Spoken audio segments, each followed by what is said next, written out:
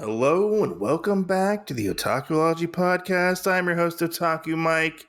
With me, as always, is the boomer himself, Jen Graves. Hello, nurse. Yeah, buddy. And today we are talking about episode 2 of Bubblegum Crisis, which is Born to Kill, is what it's called.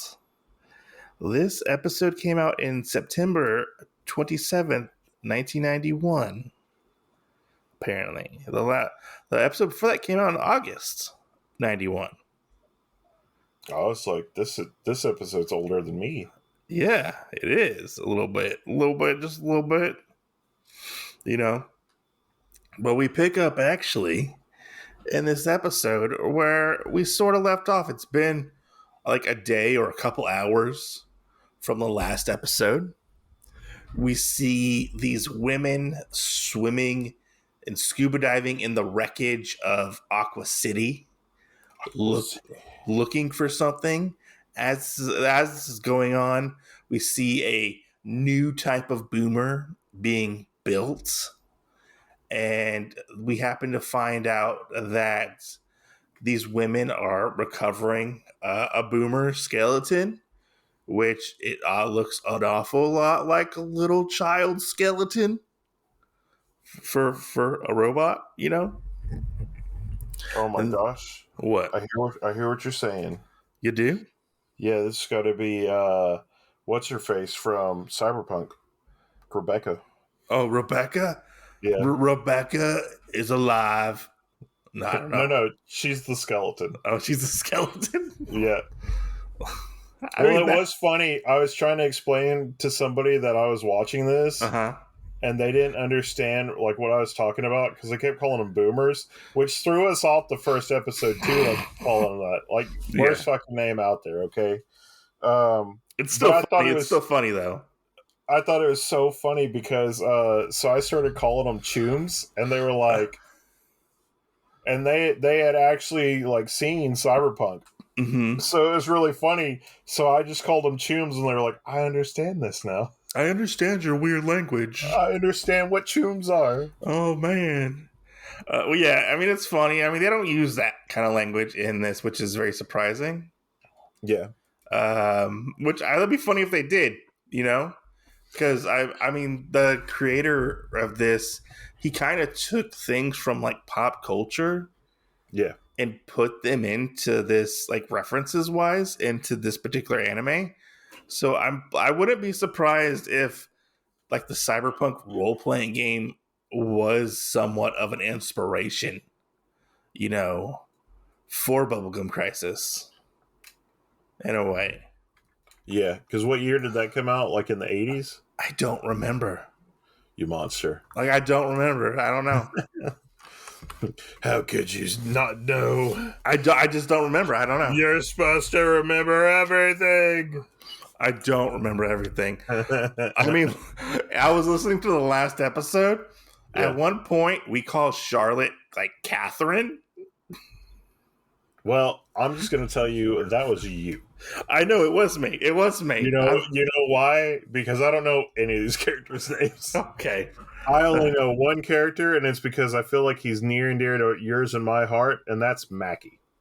I thought you were going to say Leon. No, Leon's, until he gets some, he's not really on the radar. Well, Mackie hasn't gotten any. Yeah, but he's a pervert, just like you and me. I mean, yeah, I guess kind of. I don't know if I would go as far as he does in this anime. I mean, you could always tell and talk to Tiff, oh, you're my sister. Oh, no, don't say that. Don't say that. That's weird. That's weird. Joe Dirt. Oh, you're my sister. You're my sister. Like, no, I'm not. Well, it's kind of hot anyways. You're my sister. You're my sister. Right. That's when you talk about the hub and you go, yeah, since whenever making step bros and step sis a thing. Yeah. But we start out with this interesting opening and this awesome song, Mad Machine, to go along with it. Ooh, I love this song. I do have to say, I think I like this song this one more than the first song from the first one. I like both of them. I think they're really good. I like both of them too, but I felt like this one was better. I feel like it fit more because they were getting into like machine stuff. Yeah. Because there was no hurricane in the first episode. That's true too. That's true. Well, and I think it was because they made the thing like stand out before, which was the concert. Yeah. And in this, like it's an overlap, so you're watching all the stuff go on as it's playing, and I think it made it better. Yeah, no, I agree. Like, as much as I love the first episode opening, I feel like this one it's more integrated, like in a sense. I would say because of like the whole like they're getting robots, they're working on robots, blah blah blah, but yeah, surprisingly, in an instance, the robot place blows up. Yeah. We don't know why, we don't know how, but it blows up. It goes bye-bye. Yeah. And then we transition from that to, we see a crowd forming in front of Genom. We see these 3 women and this man up on the steps. And this one woman who we find out her name is Iris. She makes her way through the crowd and is basically like, you killed him. I know you did. You're trying to cover it up. We find out in the explosion, like her fiance ends up dying. And they're like, no, we didn't. We didn't do it. And she gets backhanded. And I feel like she should be severely like concussed or dead. Oh, no shit. Because especially for who hit her. And she fell on concrete. That's true. But we get the scene and we see Pris go through. She gets stopped. She knees a guy in the balls. I love this scene. She knees the guy in the balls. He falls down. You hear in the background, hey, Charlie, you okay there? Did that hurt? Yeah. I thought it was pretty good. Yeah. I gotta say, most of the things I like in this are actually the background comments. Yeah. Like you have to really be listening for them, but when they hit, they just hit. Like, and it's always funny. And I wonder if they're added in like through the English dub, or like they were already there and they just translated them. Because you know how some older anime used to be loosey-goosey with the translations, That's true, yeah. But I love this scene. This scene was kind of weird. Like when she goes up to confront the woman that just backhanded Iris. Yeah. Because she goes to slap her and she's like, ow, my hand hurts. And she goes to punch her and she grabs Pris's hand and starts squeezing it. And Pris sounds more like she is having an orgasm than she actually is in pain. This is true. Which I kind of chalk that up to, like it's an early dub and they didn't really probably know how to dub and probably act. No, they just thought that they could record for the Rule 34 of this at the same time. Maybe, who knows? They're like, yeah. Which I was like this part I didn't really like the acting wise. I was like, I don't know about this, She's like, and so they leave and they're like, oh, we had nothing to do with it. It was a freak accident, which we do find out, like the AD police end up showing up there as well. And they can't figure out what the hell is going on. Yeah. And stuff like that, Which is so crazy sometimes in this, like how it seems like how some people just aren't like, they don't have a lot of sense. Does that make sense? I guess. Like, and I don't know if it's like an older anime or whatever, but like you can really see it in this one, where it's like it just doesn't make, like you would think like you and I as a human being seeing something would go, okay, well A equals B. Yeah. And like have that understanding. But in this, it's like they're going A equals B equals C equals, all the way down or whatever. And like by the time they're done, they did one of those weird follow the number things to create like a image of Elvis or something. You know what I'm saying? And I'm like, this makes no sense why people are like so dumb, even though like they're supposed to be smart. Yeah, I don't really know about that. Yeah. Exactly. I But we do do. feel like though that it is one of the physical best representations though of if we were going to use any of these characters as D&D characters and they have a low intelligence score. Yeah. Uh, you know, because like most people they try and do that and people don't know how to play that off, and I feel like all these ones would be spot on. Yeah. So I guess. But we move on to Celia. Celia's in a car talking to somebody. We find out she's talking to the guy from the first episode who asked her to find Charlotte. We find out that Charlotte was actually made by the United Space Federation for the to control the satellites and stuff, is what we find out. Yeah. And so, like, Genom, I believe, had nothing to do with her. What'd you say? Genom? Did you say Genom? Okay. I thought you said Genom, and I was like, oh, this is where Digimon came from, too? Holy shit. It's called Genom. Genom is the company. Genom had nothing to do with Charlotte. Yeah. But they wanted Charlotte's technology, which they ended up getting Charlotte's technology. And we get this fun little scene where Leon's back at the... I believe it's... I get kind of confused with the order of things at this point. The episode...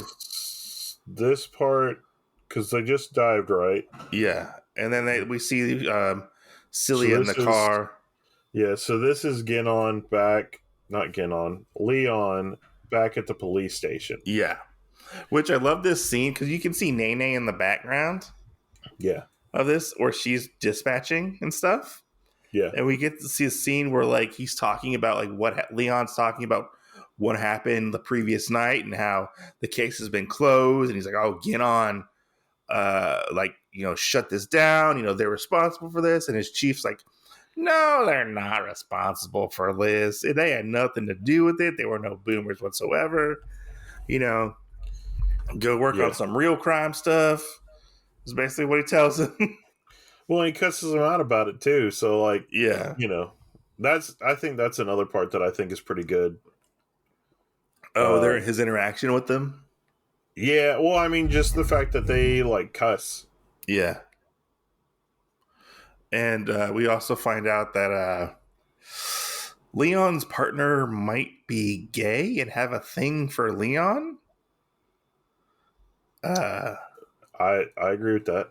Maybe. I mean, I don't know if he was like fucking with him or just Leon didn't like know or like pick up on it. Because he's like, I definitely think like the guy knew. I don't know if Leon knew it. Yeah, I don't think Leon knew. I kind of felt like it was all kind of played up. Yeah, I feel like because he's like, oh, we can, you know, you can go rest at this motel. We can go together, you know, and Leon's like, yeah, I guess we can, you know, and he's like, oh, we'll take my car. He's like, no, we're going to take the 80 police car. It has bigger room, you know, and you see all the guys like start laughing in the background and stuff. And it's something that really doesn't go anywhere. Yeah. In this episode, which is, it's odd. At least for now. I mean, you know, there could be something else. Yeah, no, most definitely. And then we find out that, Linna, or they call her Linna, I believe. I think I always call her Linna. Works at like with Jazzercise, which I was like, I like the I like the scene. So, does she work there, or did she go to play detective work? I think she works there. Okay, because we see her in the very first episode, like leading a class. It's very quick, but you see her in there. You see her like leading a class of like jazzercising and like aerobics class. And we see her talking to Iris about like what exactly happened, what's going on, stuff like that. That's where we find out that the Iris was going to get married to this guy. Sadly, that's not the case. And they end up having a montage to... no, but after that, we see Pris goes on a date with Leon, is what it is. Yeah. Which, do you think she goes to the same phone booth she went to in the first episode? Because it was pretty fucked up. She goes to the first one for what? Like the phone booth? Like, is that the phone booth from the very first episode that she gets attacked in? Because it's like fucked up, like the glass is broken and stuff like that. Oh, probably. You know, it just looked very similar. Yeah. But she ends up calling up Leon to go to a steakhouse to try to get information out of him, which she does a pretty good job.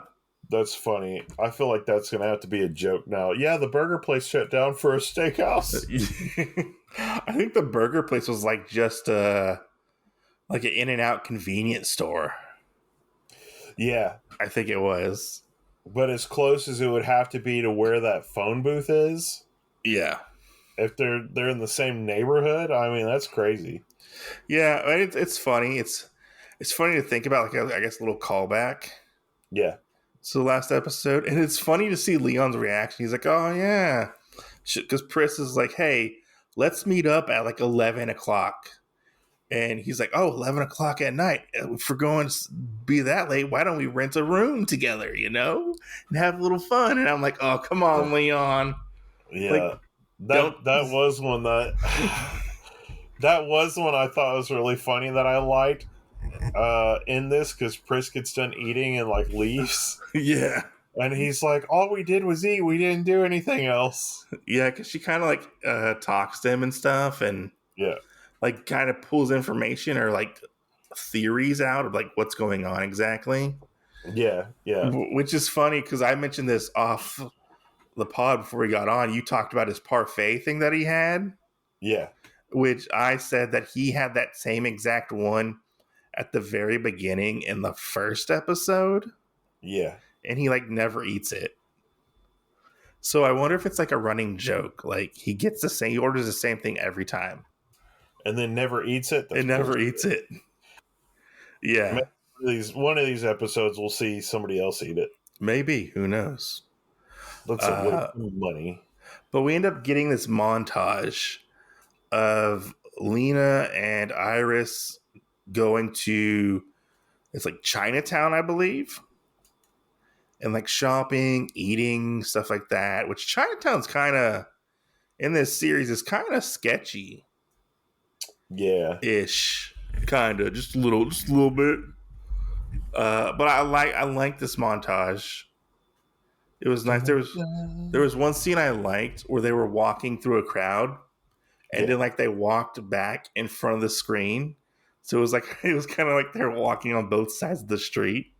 Yeah. I thought it was really fun. And they have this scene where they're like a diner, I believe, and their Lena's car gets towed away right in front of them, and they don't know what's happening. Like, how could you not know your car is being towed?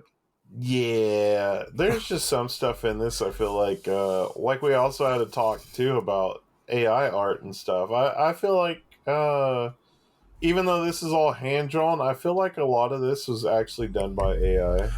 I don't think so. Back in the day, I don't think there was AI around that could do this. Back in the day, well, you know what I'm saying though. Like they make those things happen, and you're like you caught them where like her car was gone and things like that. Yeah, and there's no reaction, and it's like,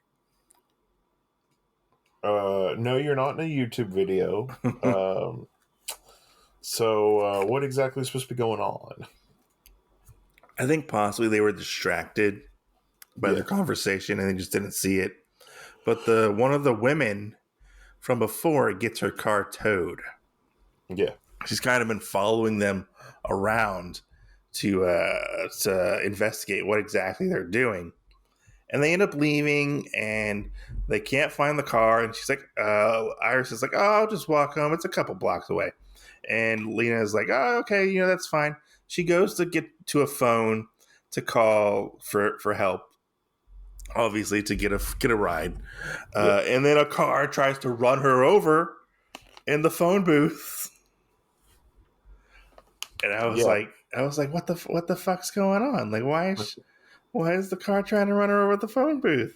What's going on, guys? I love confused. I love the little details where half the side of it's like crushed in after that accident. Yeah. And there's only one headlight. Like, I like that little detail. Yeah. You know. Well, especially when they have stuff like you said with the phone booth where it gets spilled over, where you could kind of make those analogies where it's like, yeah, it was the same one from before, or whatever. And then, man, do you think Leon's Sunday they just put it back in a freezer and pull it back out? Maybe. That'd be really funny. Yeah, you've actually paid for the same Sunday through all 8 episodes. We also forgot to mention Leon's ridiculous bill that he got, which was like it wasn't that bad. It was 120,000 yen, but like if you convert that, it was only basically like $120. Well, yeah, if you convert it, but I mean, he didn't convert it. Chris ate breakfast and lunch that day. Which they were going at 11, which didn't make sense. Yeah, so it would have been like brunch. Oh, I thought it was 11 at night. No, it was like in the morning. Oh, okay. Yeah, because she tells him to like think up something and make something up to get off his shift. Yeah. Is what she does, yeah. I guess I didn't put those together. No, he thought it was going to be 11 at night. Yeah. But she was like, no, it's dummy. It's 11 in the morning. Yeah. But yeah, it was 120,000 yen. Yeah. Which, seeing his face is like, oh, I got to pay this. Yeah. Like, oh my God, I didn't even get any. That's what I felt like Leon was like. Yeah, I felt like it was more of a, like he was like, I have to pay how much? Yeah, like what? Like, man, she can really eat. Yeah, which I mean, she ordered that and then she did eat it. And we don't even know if she ordered seconds. I think they went to like a steakhouse. Because she talks about going to get steak. Yeah. So like I was wondering like how much did she actually eat, and he just had like a parfait, like ice cream parfait thing or whatever. Yeah.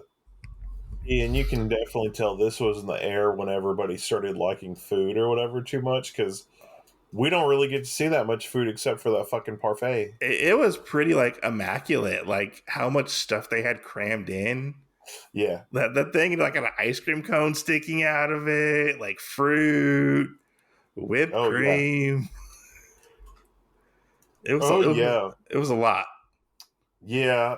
I do have to say that, like, the music's really good. Like, I'm going to say this just overall. The music in older anime, I think, is really, really good, but looking at the food on screen sucks. Really? Yeah.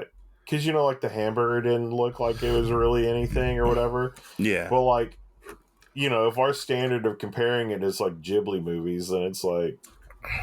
I don't know. I mean, I'm... Hot take. I just didn't think there was a lot of emphasis on food, though. You know what I'm saying? Hot take. I don't really like Ghibli. I mean, Food Wars? That's not Ghibli. Okay, I'm just saying Ghibli in general, like that's where people know where the food's at. I mean, you could say any cooking anime, or anytime they bring out food in an anime. Yeah, and it looks enticing. You're like, yeah, I want that. Yeah, hook me up. This one though, I'm kind of like, I mean, I think it has a. Maybe if I was on a road trip and I was in like hour 8. And I was like, yeah, let me get one of those gas station burgers. I think it has its, what do you call it? Like, I mean, it is what it is. I mean, I don't think it's bad looking at all. It's like a product of the time, I feel like. Yeah, but you know what I'm saying? Like the emphasis put on it. Yeah, no, I get you. I mean, it was there, but it was only on screen for like a couple seconds. It wasn't like Yeah. he was kind of like him and hawing, and I think he probably just got it to just get it. Like, I really don't think he really wanted the food. No, I'm talking about like in general, like when they order stuff, the only thing we've really seen was like the hamburger, and it just looked like a bun with like a little piece of meat on it. Yeah, I mean, this big ass hamburger bun. But like in this instance, we could have almost got like a thing where they put like a steak on the table, and we never saw that. I mean, I would like to see like how she eats steak. You know? See, look, things like that. And that's what I'm saying, like, just the emphasis on like food in general in older anime isn't really there, except like you may get like this thing, like we're having this parfait thing, like is iconic. Yeah, I guess so. But you know, if this was like remade modern day, like everything would have an emphasis on it. It would be like sparkly and perfect. Yeah, look at the marbling on this. Even though we're a 3-star restaurant. This is like Kobe beef. But yeah, so as this is going on, as Linna got attacked, Iris ends up running away from this car that tries to kill her. She spills her groceries that she had with her, and her apples get crushed. Which I point out, when she's running and stuff, and like we see Linna like running with her, or Linna running with her, and like running trying to get her and stuff. You know, the team's already on it. You know, they called Pris to show up. There's no other pedestrian on the road at this moment.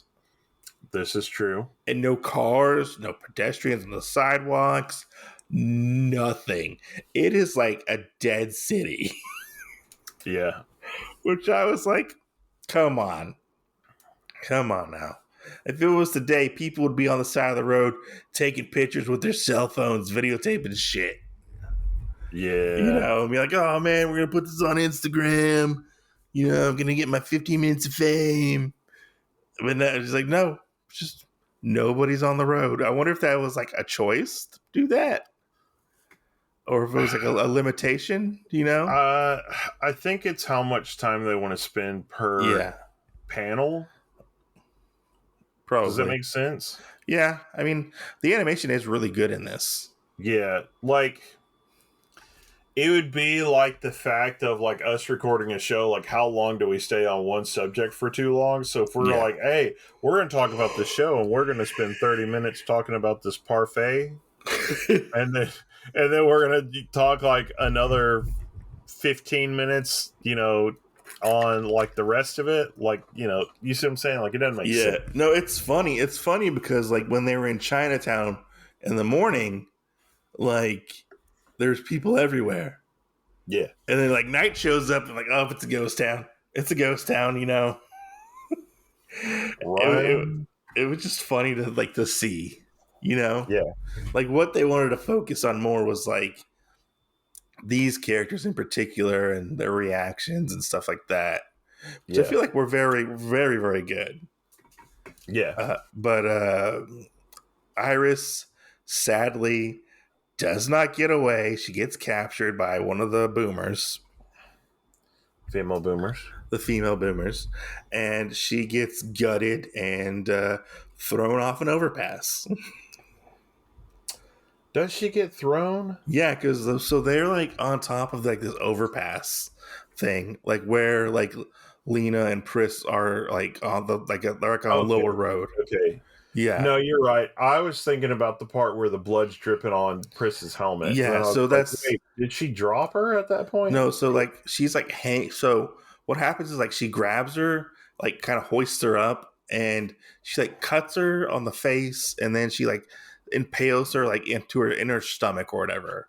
Yeah. With like her blade hands. And then she like kind of holds her over the overpass and like just lets her dangle there.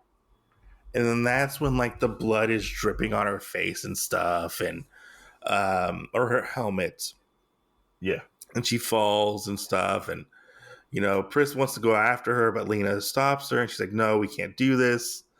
And we're gonna basically get revenge on her because Iris mentions like if something happens to her, like I hope the vigilantes get revenge for me. Yeah, which you would think that Pris would remember that from whenever she basically got beat up earlier. Yeah, I guess. Yeah, it's this episode is just really interesting, and I feel like. So there's something I read where like they didn't know where they wanted to take this anime. Yeah. So they kind of let each episode be their own like story almost, and they were kind of loosely connected. I can see that. So like I can see like why things are kind of a little like disjointed. Yeah. In this anime a little bit. Yeah, I agree with that. It's kind of like they were playing like like the telephone game. Yeah.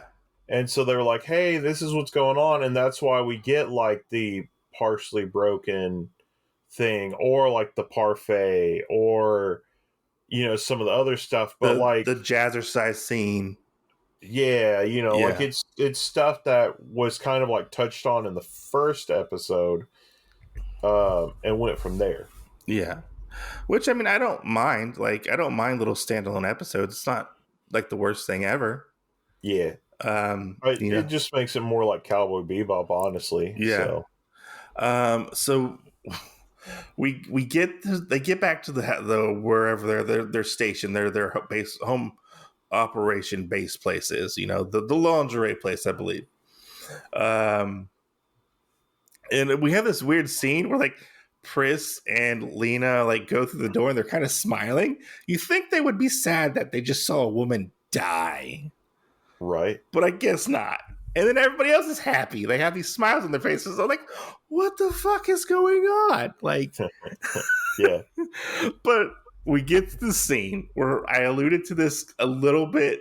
I remember a little bit in the last episode. I was like, I think he like kind of skeeves off. Mackie does. Yeah. And in this episode, we see Mackie. He's in like one of like the big like equipment vans that they use to haul their equipment around, Yeah. And we see him in the front seat, like kind of lean back, arms over his head. He's watching his sister change. Right. She's like butt naked. Yeah. And then she throws her jacket at the camera. Yes. And and when that moment happened, I was like, he fucking has a sister complex. And I'm like texting you. I'm texting you as I'm watching this. Yeah. Yeah. I was like, he was watching her fucking change. Yeah. And I was like, I feel skeevy. I mean, now you can say your favorite line. Oh, you're my sister. Exactly. I mean, do you want to touch upon this scene? Not really. I mean, this is kind of just one of those generic things that happens in an old anime. I mean, not looking at your sister, obviously, but like, we do see like Pris topless, almost the whole shebang, I guess. I believe she was putting like on her like her I don't want to call it like Under Armour, but like it was like a tight or something, like a skin suit. Yeah, it's I would just say it's like the form suit. Mm-hmm. It's provides cushion and stuff so that the metal's not rubbing up right against her or anything else like that. I have to say though, like mechanical wise, like the mechanical designs, I love these suits. Oh yeah, like I like how like they get into them and like they kind of like pull them up and they lock into place and like they kind of lean forward and like it's almost like Iron Man in a sense. Kind of like how like they go down and then like you see like they put their arms in like the arm like parts of the hard suits and like you see them like form up and lock up into place. I just think it's really cool. Yeah. Like as like an old like mecha fan, like I like that. Well, and I can't think about what it was, but these suits kind of make me think about the oh, what movie was it? There was a movie that they had suits that kind of like were like that, but I think they like inflated or something, and then they would tap the thing on the suit, and then it would form fit back to them, and that's kind of what I feel like the suits was it do. Gantz? Maybe, I don't know. Was it Gantz? I don't know, but that's kind of what I feel like with this part is like because the legs form fit to them and everything too. Yeah. So that's what that kind of makes me think about whenever they're doing part of that stuff. No, yeah, like I love the designs of these suits. Like I think they're really cool. Yeah.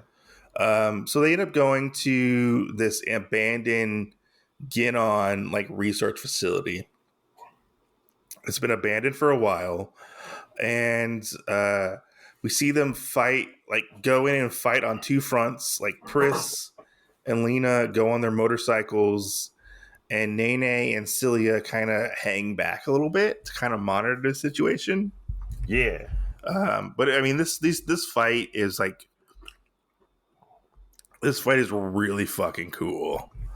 Like we end up seeing them like meet up with the three female boomers, and I love the scene where Pris is riding in on her motorcycle, and she's like, "Oh shit, a boomer!" And like she kind of slides her bike, and like the boomer kind of runs up and like knees her in the face. Yeah. Like MMA almost style. And I'm like, oh fuck. And like it's this very like up close and personal fights, I feel like. Yeah. And I mean, I feel like it also kind of gives her especially with Pris, the chance to kind of get back. Because before it was like you're trying to take them on like flesh to flesh. And then after this, she was able to kind of go toe to toe with her because she's got the suit on now. Yeah. Yeah, and I love seeing how they interacted with and fought these female boomers. It was really cool, like to see the different techniques they use, especially in this place where it was nothing but like different levels of like pipes and inner workings of this factory. Yeah, and seeing how they like maneuvered around in this place, and it was just very well done. Yeah, I love the part where Pris blows off the one boomer's arm. Like it just randomly, like, she blows it off, and like seeing all the like the muscles and like the tendons of like explode. Boomer muscles and boomer muscles. Yeah, but I love seeing like even how like Celia and Nene get into this, because you know they're not really 100% fighters. Yeah, I would say Celia is kind of, but like Nene is not a fighter. We've kind of saw this before, but like literally, like she gets her butt handed to her. Yeah, but I mean, she's not real. Her suit's not really for fighting. Yeah, it's more for like technical stuff. Yeah, I think that it's one of those things that we just kind of gotta. They don't exactly know, because like going into it, we do have like certain suits that are built certain ways. But I really feel like they're trying to incorporate them more where like the suits are more versatile than what we're kind of like looking at them. Yeah. You know, I don't know if you would say that makes us like snobs, but well, I mean they have different weapons attached to each of them. Yeah. Like, you know, Linna has like it was like their knuckle bomb, I think it was. Yeah. And then like Pris has like guns and like I think like spikes that come out of her, like shoot out of her hands and stuff. And yeah, like, she has like the assassin needles. Yeah, they're pretty cool. Like, yeah, like they all don't have the same weapons, which I like. Yeah, like their suits are very unique. Yeah, in a sense. No, I agree with that. And I feel like for the time that it is a pretty unique thing, because like after this, like Power Rangers, Ninja Turtles, you know, everything else, like we see more things where they are more unique, diverse weapon styles. Yeah. But obviously, when this came out, I mean, like, it was way before a bunch of that other stuff, too. Yeah. Or at the same time, kind of. Yeah. Yeah. So. But, I mean, this fight is really cool. And then out of nowhere, the Super Boomer shows up, which... In his full red body. In his full red body, but he kind of just looks like a beefy version of the Boomer that we saw last time. Yeah, the first one. Yeah, the first one just red, which, I mean, it's fine. It is what it is.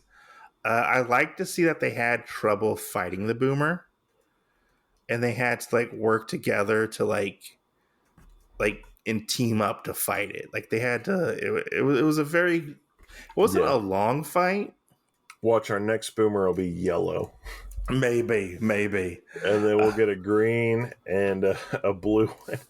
But I mean, I like how they work together, and it's very much as they're fighting, the cannons start back up for the orbital cannons, and like the whole place blows up again. So they barely get out again. But I believe this one was in charge, in control of the orbital cannons. Well, and as far as I understood this one, they actually blew up the facility because of when they attacked the Boomer, not the satellite thing. And then after that, they kind of went back to see if they could find the little black box thing from the other one from last episode. And it was gone. That controlled it, and they couldn't find it. Yeah, they couldn't find it because it was inside the Super Boomer. Yeah. But the Super Boomer used the particle laser satellite on this facility in this episode. Okay. I never heard that it went off. I just thought that they were the ones that... So, like, it goes off, but I think they try to stop it. Yeah. I know that the one part that I heard, I know that they said it was getting prepared, but it never went off, and I thought it was because they blew him up first.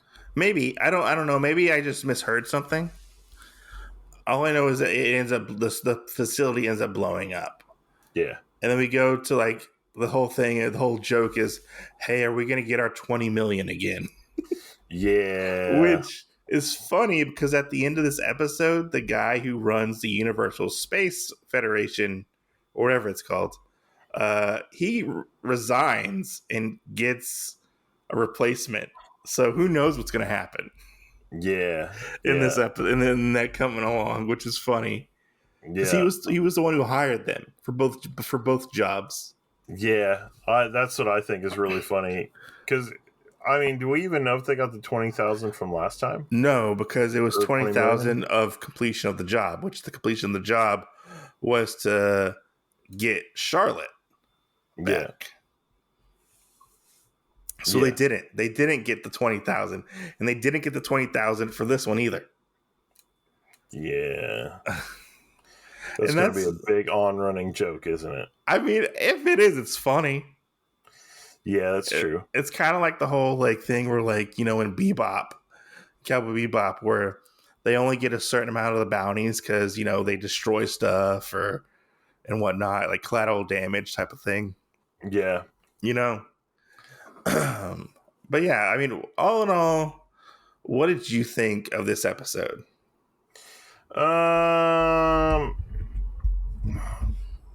I don't know. I would say it's kind of a toss-up in the air for me.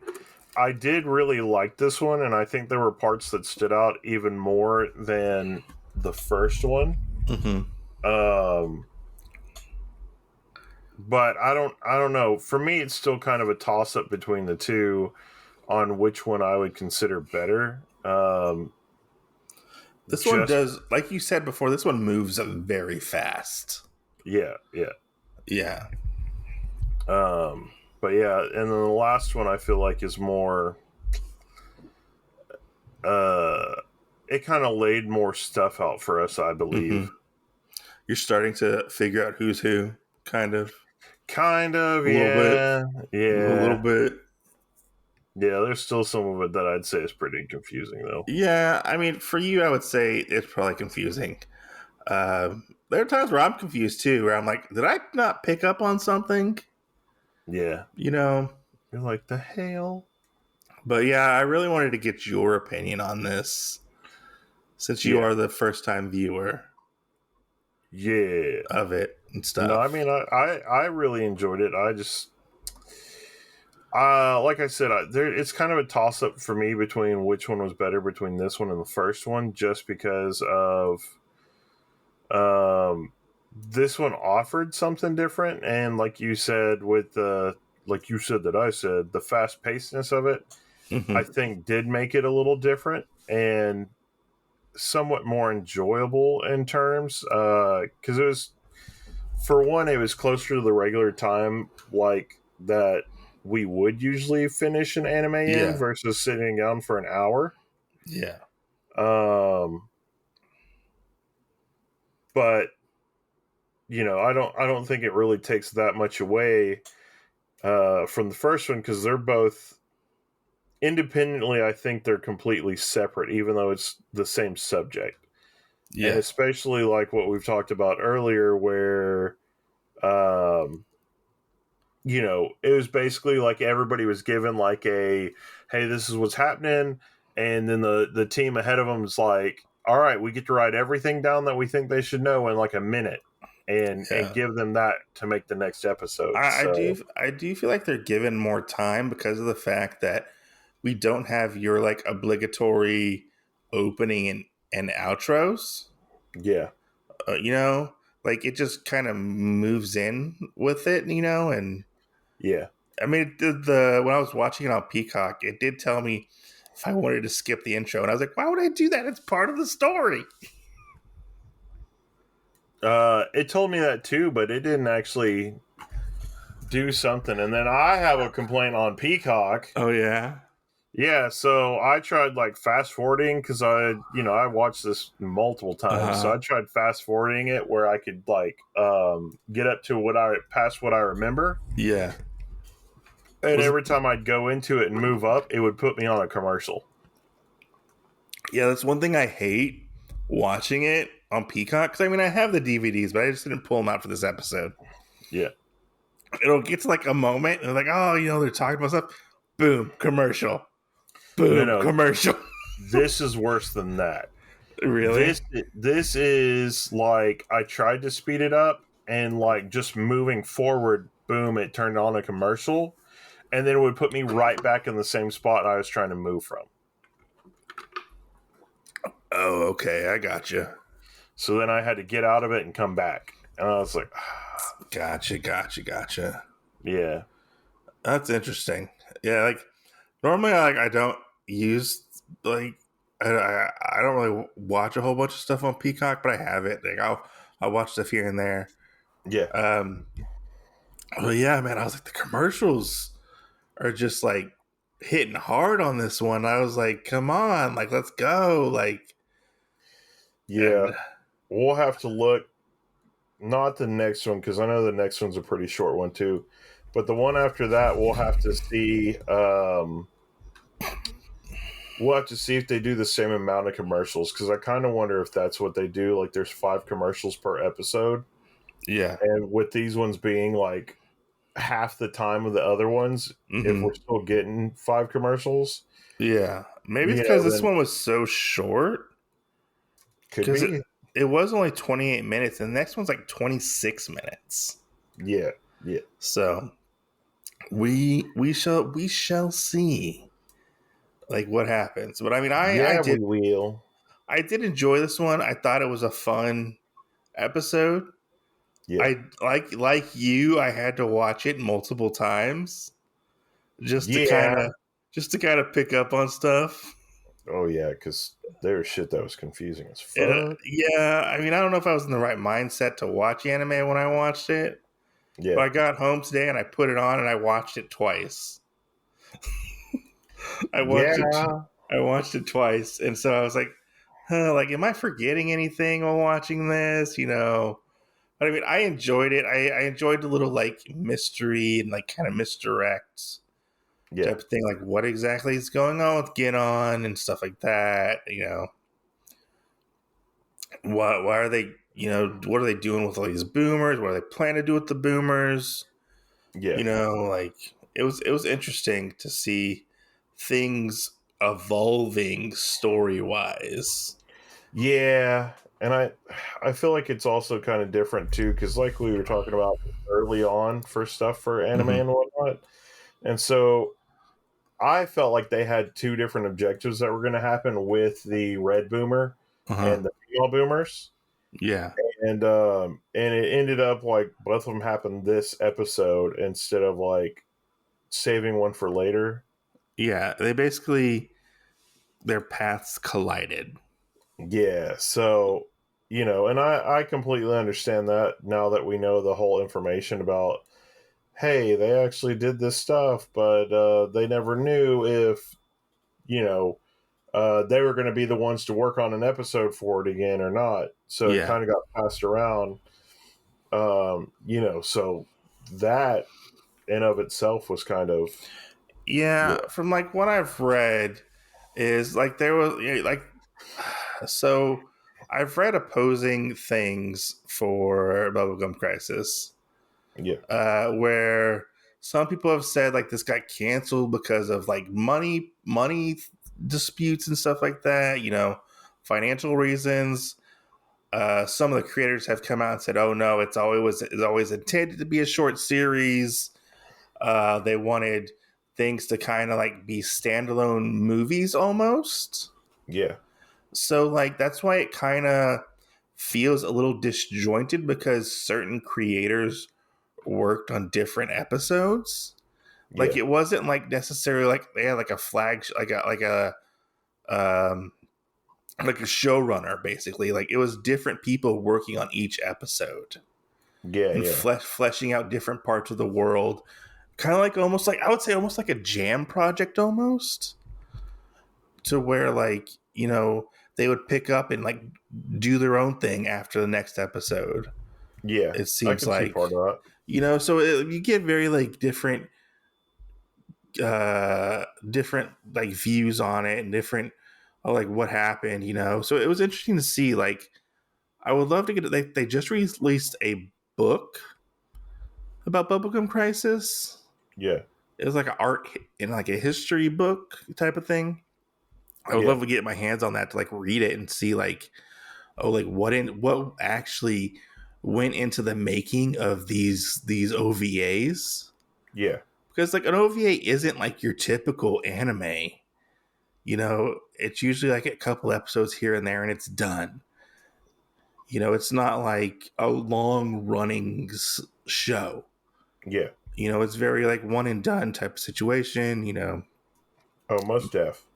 So it's interesting to see like how this is received. It's interesting to see how this has been perceived for like newer fans, because I went on like uh my anime list and Yeah. it's got like a 7 point something out of 10 or whatever.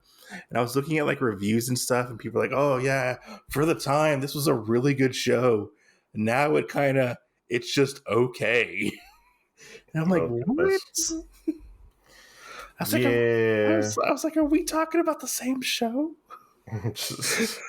That's my childhood. Stop That's what ruining it. stop ruining things, okay? Mm-hmm. Close your mouth. You're doing too much. Yeah. So it's interesting to like read like people's thoughts and opinions on this show that was pretty beloved by a lot of people, Yeah, and yeah. like almost set like a genre for cyberpunk anime type of thing, sci-fi Right, anime, right. But yeah, I mean, it's interesting to see and talk about. I can't wait to talk about episode 3 whenever we get to it. Yeah, because we're gonna really be like ready for episode 3, and when we hit episode 4, we're gonna be like, "Am I not done with this yet?" Yeah. But yeah, I enjoyed it. I would give this one like a 4.5 out of 5. Yeah, I still had fun with it, even though I watched it 3 or 4 times. yeah. So I'm gonna go with a 4, but I'm gonna bump it up to 4.52 because they didn't make me sit through basically 2 episodes. Okay. So, yeah, that I feel like is one of the better things, because you didn't have too much that you had to digest. Yeah. So, It was like short and sweet. Yeah. And I know like the first one, we had a lot of time that got eaten up because of the whole like concert part. Yeah. But like, unless they're planning on everybody doing a concert one for the rest of them past episode 3, I don't know. You know.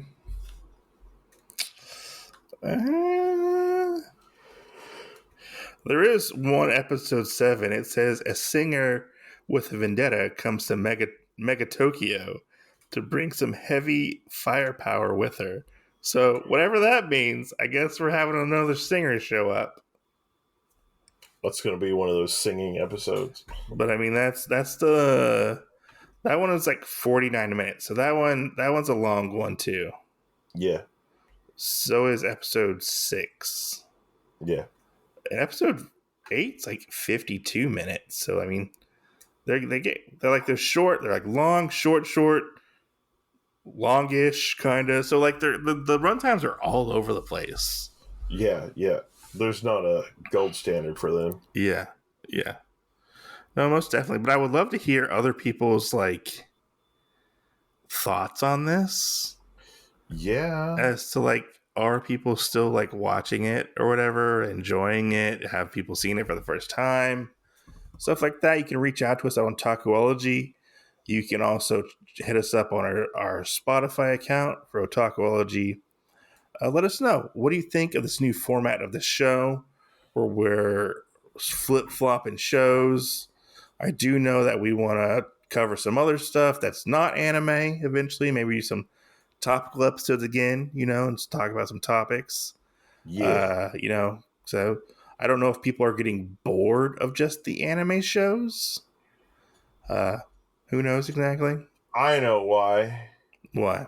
It's because we haven't heard the Bump a Chicken song in forever. What's that? The da-da-da-da-da-da-da-da. I don't know what you're talking about.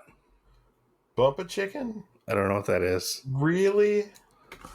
I don't know. I'll have to play it for you when we're done, because I don't want our show to get taken down because I'm playing music. Okay. But yeah, I mean, it's the first opener thing for Delicious in Dungeon. Oh yeah. You know, Okay. Gotcha. Yeah. Yeah, I got so confused. I was like, what the fuck is he talking about? But yeah, I would love to get some feedback. Tell your friends about the show. We are currently working on some new merch for the first time. In our merch labs. In our merch labs, we're working on some shirts. Yeah, in our merch labs, we both have